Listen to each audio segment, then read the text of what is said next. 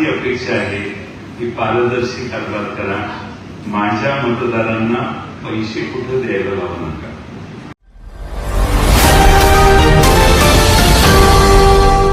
मी इथला प्रांत आणि इथला तहसीलदार हा पारदर्शी काम करणारा असला पाहिजे असा माझा यापूर्वीपासून आग्रह होता.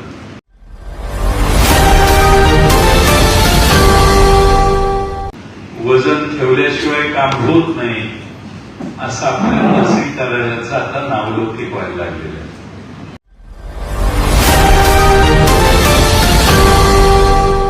वाळवे तालुका हा माझा तालुका आणि या तालुक्यात पारदर्शीपणाचा आग्रह करणारे फार दिग्गज लोक होऊन गेले.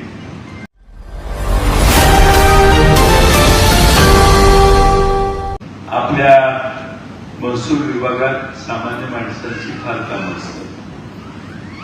पण सामान्य माणसाला सगळ्यात मोठा त्रास हा मधल्या अडथळ्यांचा असतो.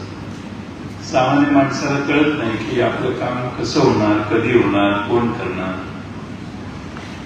आणि त्यामुळं नेहमी इथला प्रांत आणि इथला तहसीलदार हा पारदर्शी काम करणारा असला पाहिजे असं माझा यापूर्वीपासून आग्रह होता.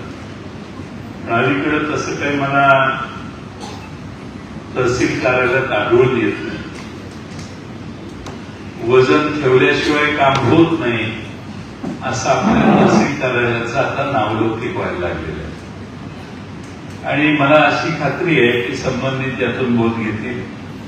वाळवे तालुका हा माझा तालुका आणि या तालुक्यात पारदर्शीपणाचा आग्रह करणारे फार दिग्गज लोक होऊन गेले.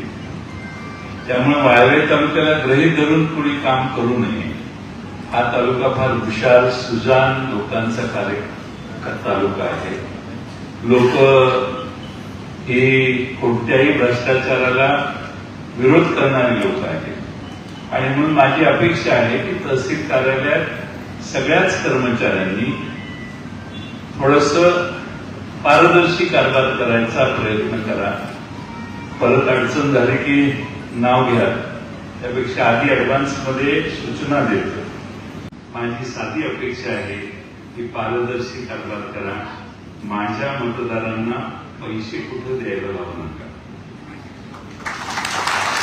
काही वजन अंगावर ठेवायची काळजी होऊ नये. आणि पुढच्या वेळी असं जे अभियान आपण घेतोय आज मॅडम, समाधान शिबिर अभियान, अशा शिबिरात कमीत कमी माणसं आली पाहिजे.